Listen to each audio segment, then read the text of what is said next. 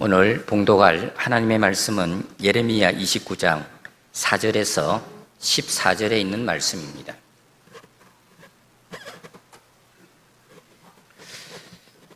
하나님의 말씀입니다. 만군의 여호와 이스라엘의 하나님께서 예루살렘에서 바벨론으로 사로잡혀 가게 한 모든 포로에게 이와 같이 말씀하시느니라. 너희는 집을 짓고 거기에 살며 텃밭을 만들고 그 열매를 먹으라. 아내를 맞이하여 자녀를 낳으며 너희 아들이 아내를 맞이하며 너희 딸이 남편을 맞아 그들로 자녀를 낳게 하여 너희가 거기에서 번성하고 줄어들지 아니하게 하라.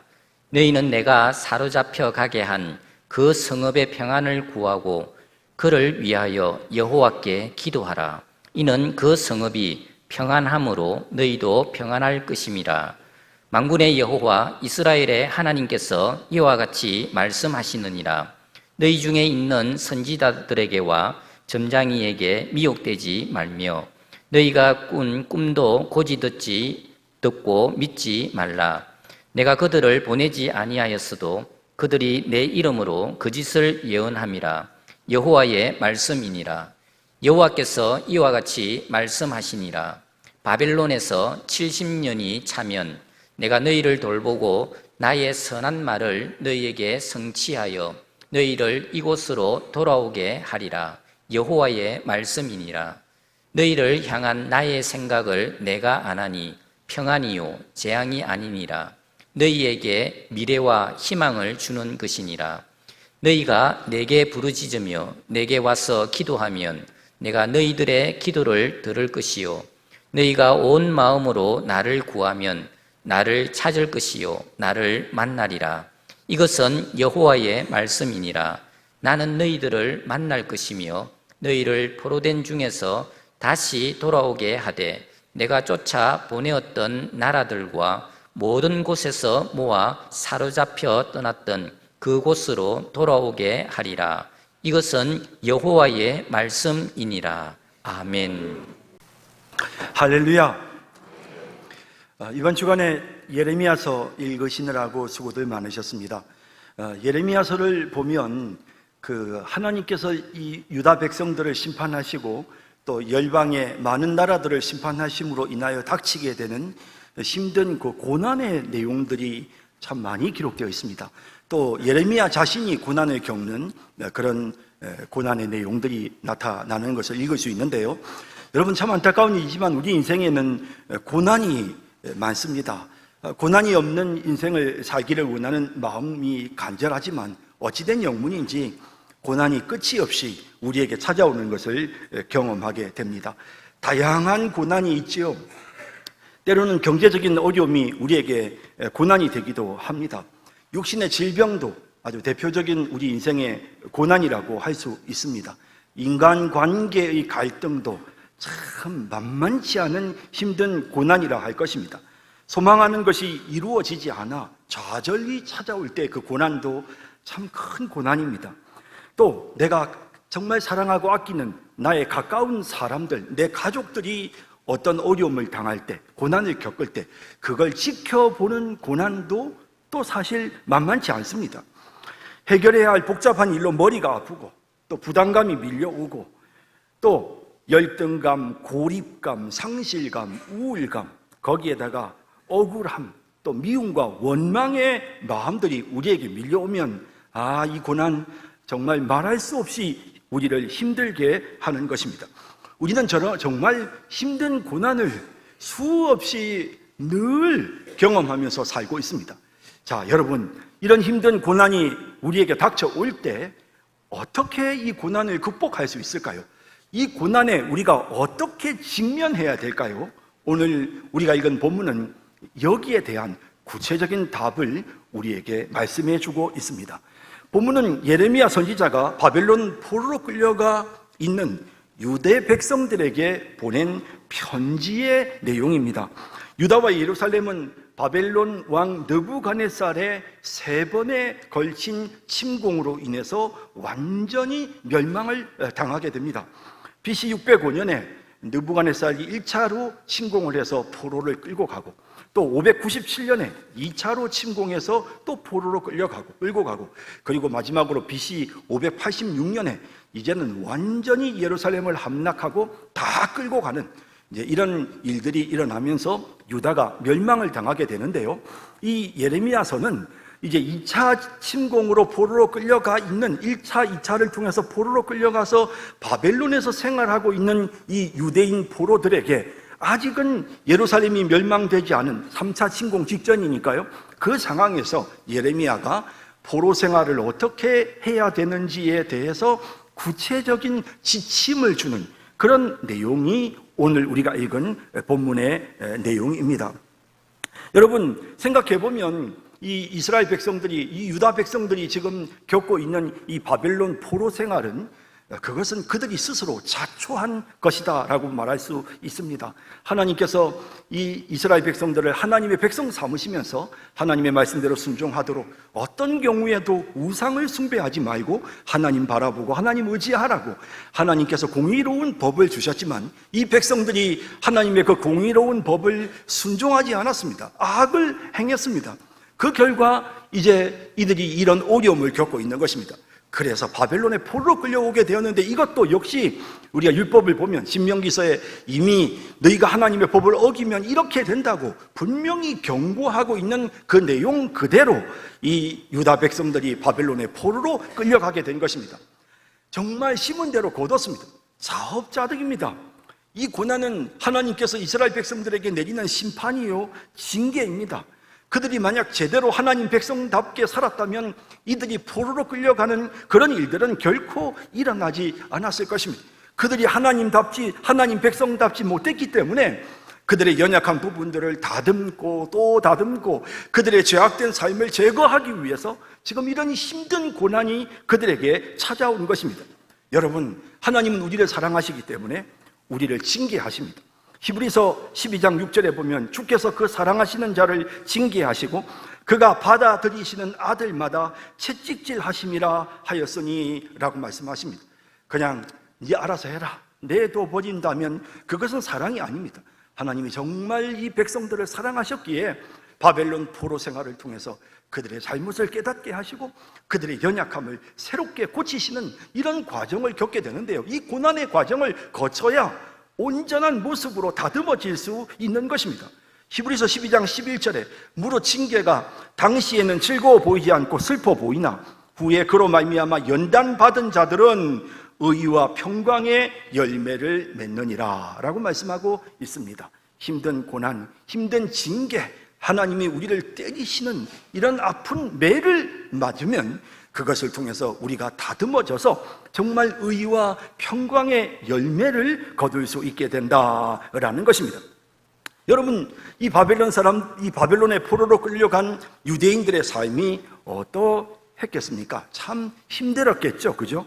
여러분, 시편 137편 1절에서부터 4절까지에 나오는 이 내용을 보면요, 유명한 팝송 가수인 그 보니 M의 노래 By the River of Babylon, 여러분 우리 좀 나이 드신 분들은 다 잘 아는 그런 팝송인데요. 이 가사가 바로 이 시편 137편 1절에서 4절에 나옵니다. 그 가사의 내용이 뭐냐? 시편 1편에 나오는 그 내용 그대로입니다.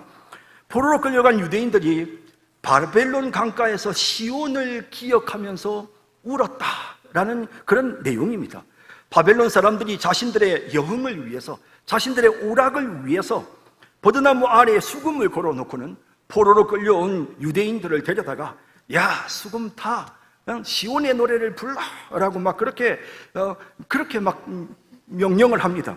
그럴 때 유대인들이 우리가 이 이방 땅에서 어떻게 노래를 부를 수가 있겠습니까? 라며 탄식하는 그런 슬픔의 노래가 바로 이 시편 137편에 나오는 내용입니다. 이 부분들을 보더라도 바벨론에서의 그들의 삶이 어떠했겠는가 우리가 충분히 느낄 수가 있는 것입니다. 여러분, 사실 이 포로들로 끌려간 사람들은요, 참 어정쩡한 상태에서 포로 생활을 해야 했습니다. 왜냐하면 그들이 이제 포로로 끌려갔어요. 원하지 않았지만 어쨌든 포로로 끌려왔습니다. 이 낯선 이방 땅에 왔으니까 그들의 마음은 항상 고향에 가 있지 않겠습니까? 볼 것도 없이 향수병이 그들의 마음속에 밀려왔을 것입니다. 거기에다가 거짓 선지자들이 나타나서 하는 말이 바벨론이 곧 망한다. 그리고 너희가 1, 2년 안에 예루살렘으로 다시 돌아간다. 이런 식의 거짓 예언을 퍼뜨리니까 그 이야기를 듣고는 이제 그러면 다시 예루살렘으로 돌아갈 수 있으려나? 라는 그런 막연한 생각을 가지면서 이도 저도 아닌 어정쩡한 모습으로 포로의 삶을 계속해서 유지해야 했던 것입니다. 다시 말하면 이들의 마음속은 빨리 포로에서 도망쳐서 고향 가고 싶은 마음이 그들의 마음속에 간절했습니다. 그런데 이런 가운데서 이제 이 바벨론 포로 생활을 하고 있는 이 유대인들을 향해서 예레미야 선지자는 하나님의 말씀으로 어떤 태도를 가지고 이 고난에 직면해야 되는가? 너희가 지금 이렇게 어정쩡하게 시간만 낭비하지 말고 정확하게 어떤 그 마음의 태도와 결심으로 이 고난과 더불어 싸워야 하는지, 이 고난을 극복하고 이 고난을 이겨내기 위해서는 구체적으로 어떻게 해야 되는지 그에 대한 명확한 지침을 오늘 이 본문에서 말씀하고 있는 것입니다.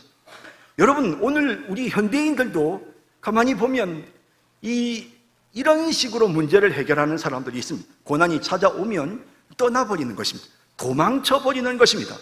그래서 고난이 찾아오면 까짓것 그냥 죽자. 이것도 도망치는 거죠.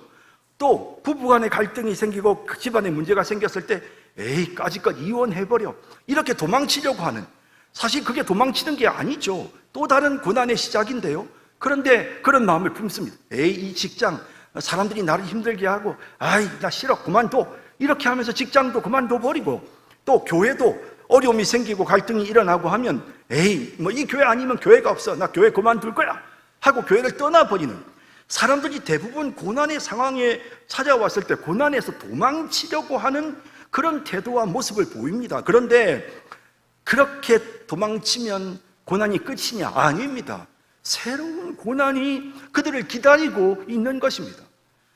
그렇기 때문에 우리는 이 고난 앞에서 도망치려고 하는 마음을 가질 것이 아니라 이 고난에 직면하고 이 고난 앞에서 내가 어떤 태도를 가져야 되는지, 내가 어떻게 고난을 극복해야 되는지를 우리가 마음속에 또 새겨보아야 하는 것입니다. 그래서 오늘 본문이 굉장히 의미가 있는 것입니다. 자, 이제 본문을 통해서 고난이 우리에게 찾아왔을 때 우리가 어떻게 고난을 극복해내야 하는지를 생각해 보겠습니다. 첫째는 고난에 순응하는 것입니다. 본문 4절에서 6절을 보면 고난에서 도망치는 것이 아니라 힘든 고난을 수용하고 거기에 적응하도록 말씀하시는 내용이 기록되어 있습니다. 보시죠. 만군의 여호와 이스라엘의 하나님께서 예루살렘에서 바벨론으로 사로잡혀 가게 한 모든 포로에게 이와 같이 말씀하시느니라. 너희는 집을 짓고 거기에 살며 텃밭을 만들고 그 열매를 먹으라. 그러니까 제대로 고난 받을 준비를 해라.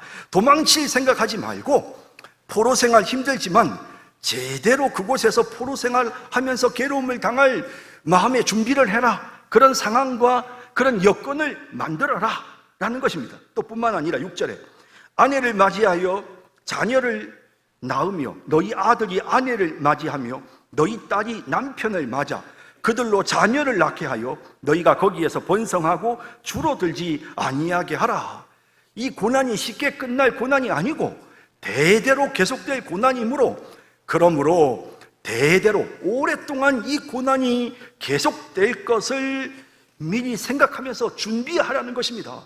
그래서 다음 세대까지도 이 고난을 이겨낼 수 있도록, 이 고난과 더불어 잘 싸울 수 있도록 그렇게 고난 앞에서 도망칠 궁리를 하는 것이 아니라 고난과 더불어 정면 승부를 하고 고난에 순응해서 그 고난을 온몸으로 받아들이면서 그 고난과 잘 싸울 수 있는 그런 환경과 여건을 만들어라 라고 이렇게 하나님께서 예레미야를 통해서 포로들에게 말씀해 주고 계시는 것입니다. 여러분, 사실 요즘 젊은 사람들의 생각은 좀 많이 다른 것 같습니다.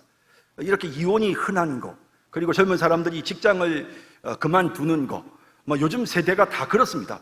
뭐 풍습이 그렇고 문화가 그렇기 때문에 우리가 거기에 대해서 뭐라고 비판할 건 아니지만, 어쨌든 오늘날의 젊은이들이 문제를 해결하는 방법을 보면 도망갑니다. 그냥 이 고난 나 싫어, 집어치워, 이혼해, 나 이 고난 싫어, 나 이 회사 그만둘래 라고 합니다. 그런데 조금 나이 든 세대는 생각이 다르죠. 그래서 적어도 좀 힘들고 어려운 시대를 겪으면서 오랫동안 인생을 살아온 분들은, 한 50대 이상 되시는 분들은 어떤 생각을 가지느냐 하면, 버텨라, 어쨌든 버텨야 된다, 끈질기게 살아남아라, 그게 승리하는 것이다, 그것이 최고다 라고 이렇게 말씀하는 분들을 우리가 많이 보게 되죠. 사실 저도 그런 마음입니다. 버텨라, 끝까지 살아남아라. 자, 여러분, 사실 이렇게 버티고 살아남으면 그러면 기회가 옵니다. 이렇게 버티고 살아남으면 좋은 일이 올 때가 있습니다. 왜냐하면 기본적으로 하나님께서 우리를 계속해서 고난받도록 하나님이 그냥 방치해 두시는 하나님이 아니시거든요. 여러분, 시간이 지나면 고난이 사라질 수도 있고요, 또 시간이 지나면 그 고난이 그냥 힘들지 않게 느껴질 수도 있습니다. 옛날에는 그게 너무 힘들었지만 이제는 사실 그 정도는 오랫동안 겪었는데요, 그 정도 아무것도 아니에요, 이제는 괜찮아요, 이렇게 덤덤한 마음으로 그 고난에 직면할 수 있는 상황이 온단 말이죠. 이렇게 되는 이유는 뭐냐면, 하나님께서 우리에게 재앙을 주기를 원하시지 않고, 하나님은 우리에게 평안을 주시기를 원하시고, 하나님은 우리에게 미래와 희망을 주기를 원하시는, 하나님이 우리를 향하여 가지신 하나님의 마음이 그러하단 말입니다. 그래서 오늘 본문 11절에 정확하게 말씀하고 있습니다. 여호와의 말씀이니라, 너희를 향한 나의 생각을 내가 아나니 평안이요 재앙이 아니니라, 너희에게 미래와 희망을 주는 것이니라 라고 정확하게 말씀하고 있습니다. 이 재앙이라고 번역된 히브리어 라는요, 나쁜 것을 의미합니다. 그러면 그 반대말은 뭘까요? 좋은 것, 토부, 하나님이 보시기에 좋았더라, 하나님의 선하심 할 때 그게 토부입니다. 그러니까 하나님이 우리에게 주시려고 하는 것은 좋은 거 주기를 원하십니다. 합력하여 선을 이루기를 원하시는 하나님, 결국 그것이 우리에게 기쁨이 되고 우리가 유익하게 되기를 하나님은 원하시는 것입니다. 하나님은 이렇게 우리에게 재앙을 주기를 원하시지 않습니다. 하나님은 우리가 나쁘게 되고 결국 그 힘든 고난으로 인하여 그냥 그 고난 때문에 그냥 확 죽어버리는 이런 상황이 되기를 하나님은 절대로 원하지 않으십니다. 하나님은 오히려 이런 힘든 고난 속에서도 합력하여 선을 이루시고 우리에게 평안을 주기를 원하시는 것입니다. 그래서 내가 나의 생각을 안 하니 내 생각은, 너희를 향한 내 생각은 평안이다. 이 평안이란 말이 샬롬입니다. 이 샬롬이란 말은 물론 갈등이 없는, 다툼이 없는 평화로운 상태를 우리가 샬롬이라고도 하지만, 하나님의 은혜로 말미암아 우리가 누리는 행복, 하나님께서 우리에게 주시는 번영, 복지, 이런 것들이 다 이 샬롬이라는 말 속에 포함되어져 있습니다. 하나님은 우리에게 샬롬을 주기를 원하십니다. 그뿐 아니라 하나님은 우리에게 절망하고 난 미래가 없어, 이게 아니라 하나님 우리에게 찬란한 미래를 열어주기를 원하시는 것입니다. 이 고난이 끝이 아니야. 이 고난을 통해서 너에게 더 밝은 미래가 있다, 희망이 넘치는 미래, 하나님은 그것을 우리에게 주기를 원하신단 말이에요. 그렇기 때문에 우리가 고난의 상황에 처했을 때 분명히 하나님은 나에게 희망찬 미래를 주시는 하나님이시오. 그렇다면 내가 이 고난 앞에 좌절하고 이 고난 앞에서 내가 도망칠 것이 아니라 이 고난을 통해서 내가 이 고난을 그대로 받아들이면서 이 고난 속에 있는 하나님의 선하신 뜻 분명히 있을 거야. 나를 다듬으시기 위해서, 하나님께서 나의 연약했던 과거의 모습들을 제거하기 위해서 이런 과정들, 이 힘든 시간들을 나에게 허락해 주시는 거니까, 그러니까 내가 이 고난을 참아야 돼, 받아들여야 돼 라고 하면서 그 고난에 순응하는 것입니다. 아주 본격적으로 고난받을 준비를, 뭐 나를 때리시려고 네 됐습니다. 내가 준비할게요. 맞을 준비할게요. 라는 그런 마음으로 땅도 사고 밭도 사고 자식들도 시집도 보내고 결혼도 시키고 그러면서 고난을 수용하고 받아들이는 것, 이것이 바로 고난을 극복하는 태도고 모습이라는 사실을 예레미야가 지금 권면하고 있는 것입니다. 그뿐만 아니라 우리가 예레미야서를 읽어보면요, 예레미야 자신이 참 많은 고난을 당합니다. 그 고난을 견뎌내죠. 막 고난에서 도망하는 모습은 나타나지 않고요, 그냥 고난을 견뎌냅니다. 사람들이 예레미야가 계속해서 이제 바벨론에 복종해야 된다, 우리가 바벨론을 섬기게 될 것이다 이러니까 이야 저거 바벨론 간첩이다 라고 하면서 사람들로부터 미움을 받게 되는 것입니다. 그래서 이 예레미야를 제거하려는 음모가, 이 예레미야를 사람들이 때리고 욕하고 그리고 감옥에 가두고 하는 이런 일들이 계속해서 예레미야서에 나타나거든요. 그런데 그런 힘든 고난 속에서 예레미야는 어떻게 하느냐? 그 고난을 그대로 수용하고 받아들이는 모습을 보여줍니다. 여러분, 이 예레미야의 이 고난에 순응하는 모습은 바로 예수님이 우리를 위해서 고난당하실 모습을 보여주는, 예표하는 상징입니다. 히브리서 5장 7절에서 9절에 보면 예수님이 어떤 고난을 당하실지 이렇게 말씀합니다. 그는 육체에 계실 때에 자기를 죽음에서 능히 구원하실 이에게 심한 통곡과 눈물로 간구와 소원을 올렸고 그의 경건하심으로 말미암아 들으심을 얻었느니라 라고 말씀하십니다. 그가 아들이시면서도 받으신 고난으로 순종함을 배워서 온전하게 되셨다라고 말씀하고 있는 것입니다. 통곡과 눈물로, 예레미야가 그랬습니다. 그랬던 것처럼 예수님도 그 모진 고통 속에서 눈물을 흘리셔야 했습니다. 그랬던 예수님, 고난을 견디시고 고난에 순응하셨던 그 예수님, 여러분, 그래서 말입니다, 우리 주님이 우리의 고난을 아십니다. 이해하십니다. 예수님께서 때로는 이 잔을 내게서 지나가게 하소서라는 그런 갈등하는 모습도 보여주었지만, 그러나 예수님은 내 뜻대로 하지 마시고 아버지의 뜻대로 되기를 원하나이다 하며 기꺼이 십자가의 고난의 잔을 마시셨습니다. 그런 예수님이시기에 히브리서 2장 18절에 보면 그가 시험을 받아 고난을 당하셨은즉 시험 받는 자들을 능히 도우실 수 있느니라 라고 말씀하는 것입니다. 사랑하는 성도 여러분, 고난이 닥칠 때 예수님을 생각하십시오. 고난을 참으셨던 예수님, 묵묵히 고난을 견뎌내셨던 예수님 생각하십시오. 예수님께서 여러분들을 도와주실 것입니다. 고난에 순응함으로 고난을 극복해내는 우리 모든 성도님들이 다 되시기를 진심으로 바랍니다. 고난을 극복하는 두 번째 방법은 평안을 위해서 기도하는 것입니다. 여러분, 평안이라는 것은 참 쉽지 않습니다. 막 주변이 혼란스럽고 막 사람들이 이렇게 도전하면, 그리고 막 이렇게 사람들이 괴롭히면 우리 어떻습니까? 우리의 마음이 어떻습니까? 요동치죠. 주변 상황에 따라서 우리의 마음의 평안은 잘 찾아오지 않습니다. 그런데 성경이 우리에게 말씀하시는 것은 이런 힘든 상황에서 평안을 위해서 하나님 앞에 기도해라 라고 말씀하고 있는 것입니다. 보시죠. 본문 7절에 보면 너희는 내가 사로잡혀 가게 한 그 성읍의 평안을 구하고 그를 위하여 여호와께 기도하라. 이는 그 성읍이 평안함으로 너희도 평안할 것임이니라 라고 말씀하십니다.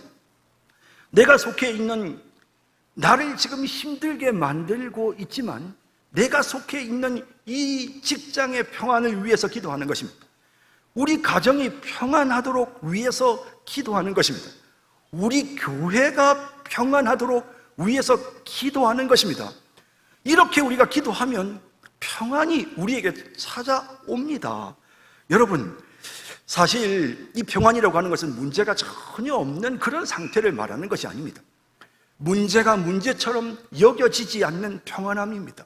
문제 앞에서도 두려워하거나 불안해하지 않는 그런 주님이 주시는 놀라운 평안입니다. 여러분, 우리가 또 주님 앞에 계속해서 부르짖고 기도하면요, 이렇게 우리의 마음에 주님이 평안을 주실 뿐만 아니라 오늘 본문이 우리에게 말씀하시는 것은 근본적으로 우리가 주님 앞에 기도하면 우리의 모든 고난이 완전히 사라지게 되는 때가 우리에게 온다고 말씀하고 있습니다. 보시죠. 본문 12절 13절에 너희가 내게 부르짖으면 내게 와서 부르짖으며 내게 와서 기도하면 내가 너희들의 기도를 들을 것이요 너희가 온 마음으로 나를 구하면 나를 찾을 것이요 나를 만나리라. 그리고 이렇게 주님을 만나고 주님을 찾아서 14절에 보면 그 모든 고난의 장소에서부터 이제 건짐을 받게 되는 이런 내용들이 기록되어 있는 것입니다. 주님 앞에 평안을 구하면 먼저는 우리의 마음의 평안이 찾아오고 계속해서 주님 앞에 부르짖고 기도하면 나중에는 우리 주변에 있는 모든 고난의 상황들이 다 평화롭게 되는 이런 은혜로운 역사가 나타난다는 것입니다. 여러분, 예레미야 33장 2절 3절에도 이 사실을 말씀합니다. 이를 행하시는 여호와, 그것을 만들며 성취하시는 여호와, 그의 이름을 여호와라 하는 이가 이와 같이 이르시도다. 너는 내게 부르짖으라. 내가 내게 응답하겠고 내가 알지 못하는 크고 은밀한 일을 내게 보이리라 라고 말씀하십니다.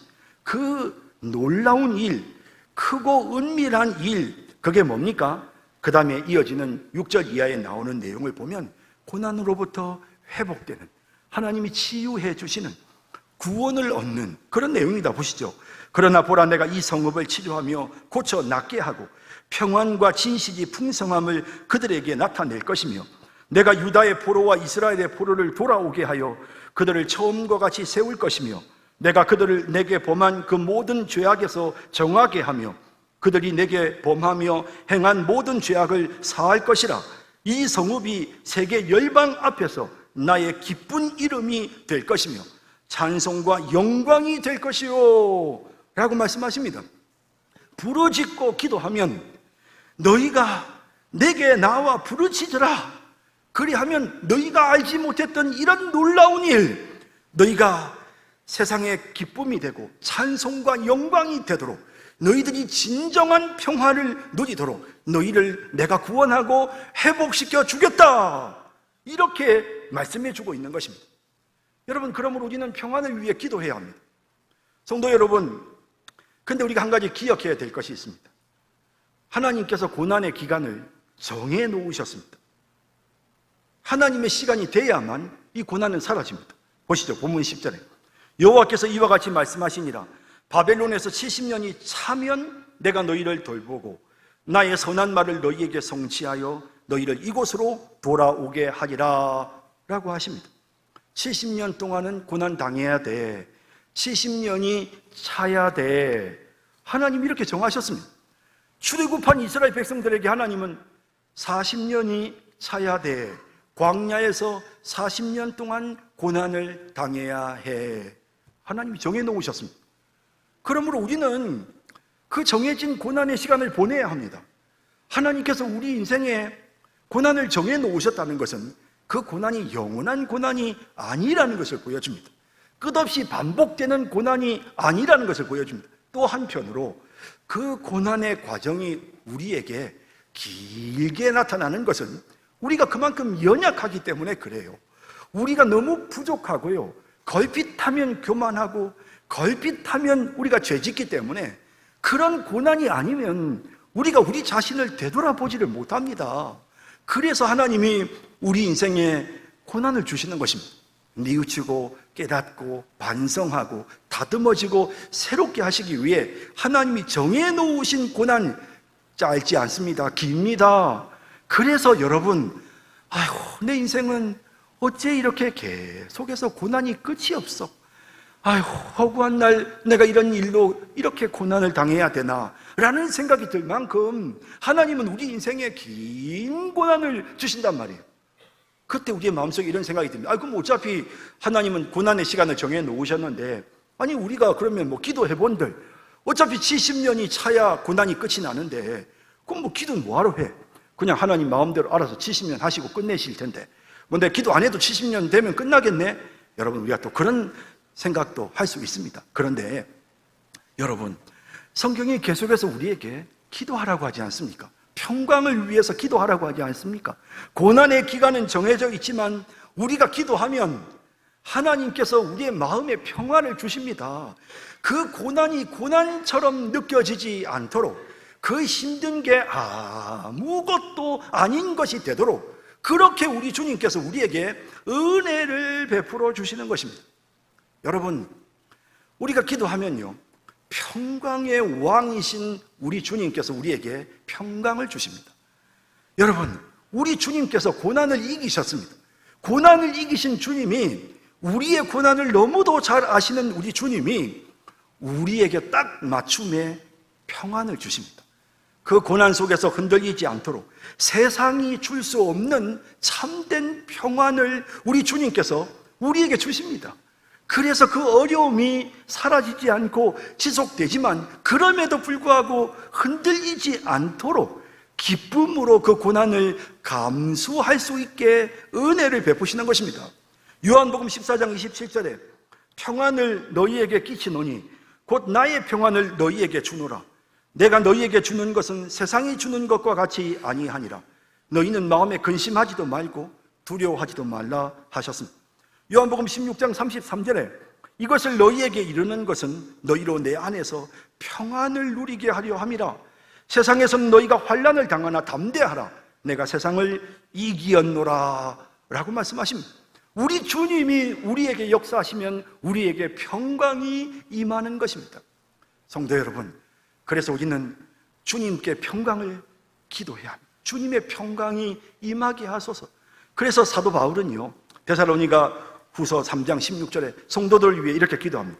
평강의 주께서 친히 때마다 일마다 너희에게 평강을 주시고 주께서 너희 모든 사람과 함께 하시기를 원하노라 라고 기도하는 모습을 보게 됩니다.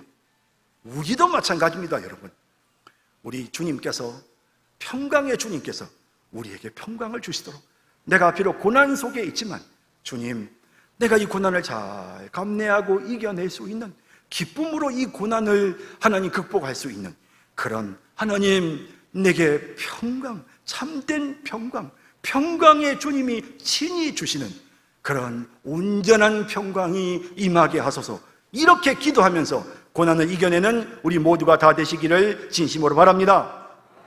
마지막 세 번째는 하나님의 말씀을 붙잡는 것입니다. 여러분, 사실은 이 당시에 이 고난 속에 있을 때 거짓 선지자들이 나타났습니다. 본문 29장 8절 9절에 보면 만군의 여호와 이스라엘의 하나님께서 이와 같이 말하노라. 너희 중에 있는 선지자들에게와 점쟁이에게 미혹되지 말며 너희가 꾼 꿈도 고지 듣지 말고 믿지 말라. 고지 듣고 믿지 말라. 내가 그들을 보내지 아니하였어도 그들이 내 이름으로 거짓을 예언함이라. 여호와의 말씀이니라. 여러분이 거짓된 예언이란 뭘까요? 거짓 선지자들이 자기 생각을 가지고 사람들에게 하나님의 계시다라고 주장하는 것입니다. 자기 생각입니다. 인간의 생각입니다. 결국에 여기서 말씀하는 것은 그거 인간의 생각이야. 인간의 말, 인간의 경험, 인간의 생각, 그런 거에 휘둘리지 마라. 그런 거에 마음 쓰지 마라. 오직 하나님의 말씀 붙잡아라. 오직 말씀, 오직 하나님의 말씀을 마음속에 기억하고 그 말씀을 붙잡아라. 그러면 고난을 능히 이겨낼 수 있다는 것입니다. 여러분, 우리 주님은 말씀이십니다. 말씀이 육신이 되어 우리 가운데 거하십니다. 예수님 우리가 붙잡아야 됩니다. 여러분, 고난 가운데서 우리 주님 의지하고 주님 붙잡고 하나님의 말씀 우리 기억하십시다. 그러면 이 고난을 이겨낼 수 있습니다. 시편 119편은요, 고난을 이겨내는데 얼마나 말씀이 중요한지, 고난이란 말과 말씀이라는 단어가 계속해서 반복적으로 나옵니다. 고난 속에 하나님의 말씀이 있었기 때문에 내가 이 고난을 이겨낼 수 있었다. 고난이 내게 유익이 된 것은 하나님의 말씀 때문이었다. 말씀. 여러분, 하나님의 말씀을 붙잡고 말씀이신 예수 그리스도를 우리가 꼭 붙잡아야 되는 것입니다. 그리고 주님 앞에 나아가야 되는 것입니다. 그러면 우리 주님께서 우리로 하여금 능히 이 고난을 이겨내게 해 주시는 것입니다. 이제 말씀을 맺겠습니다. 누구에게나 고난이 있습니다. 그런데 하나님의 백성인 우리는 고난에 떠밀려 가서는 안 됩니다. 고난으로부터 도망치려 해서도 안 됩니다. 고난을 극복해내야 합니다. 고난에 순응하면서 고난을 극복하고 고난을 이겨내야 합니다. 고난을 통해서 성숙해져야 하고 다듬어져야 합니다. 여러분, 우리가 어떻게 해야 합니까? 예수님을 생각하며 고난을 견뎌내는 것입니다. 평강의 주님께 평강을 달라고 우리가 기도하는 것입니다. 말씀을 붙잡는 것입니다. 우리 주님을 붙잡는 것입니다. 그렇게 할 때 능히 이 모든 고난을 이겨내는 것입니다. 이렇게 고난을 이겨내는, 우리 인생에 고난이 있지만 고난을 극복해내는 그런 우리 모든 성도들이 다 되시기를 주님의 이름으로 축복합니다. 기도하겠습니다. 자비로우신 하나님, 안타깝게도 우리 성도들에게도 참 많은 고난이 있습니다. 말 못할 힘든 문제들이 있어서 괴로워하고 있습니다. 주님, 오늘 주신 이 말씀이 그 성도들에게 위로의 메시지가 되게 해주시고 고난을 잘 이겨낼 수 있는 계기가 되도록 이 말씀을 오늘 기억하고 꼭 붙잡을 수 있도록 주님 도와주옵소서. 우리 주님, 전반기에 우리 교회에 등록한 우리 새가족 성도들이 있습니다. 그분들 중에서 또 많은 분들은 또 그냥 한번 교회 나온 것으로 끝냈지만, 그러나 계속해서 함께 공부하고 우리 교회 열심히 잘 나오셔서 오늘 이렇게 새가족으로, 우리 교회 가족으로 정식으로 이제 세움을 입는 그런 귀한 새가족, 전반기 새가족 환영회를 이 시간 가지고자 합니다. 하나님, 이분들을 정말 우리가 그리스도의 사랑으로 영접하고 아끼고, 이분들이 이제 우리 가족이라는 것을 꼭 기억하고 이분들을 위해 기도하고 이분들을 돌보는 그런 우리 교회 되게 하여 주옵소서. 예수님의 이름으로 기도드립니다. 아멘.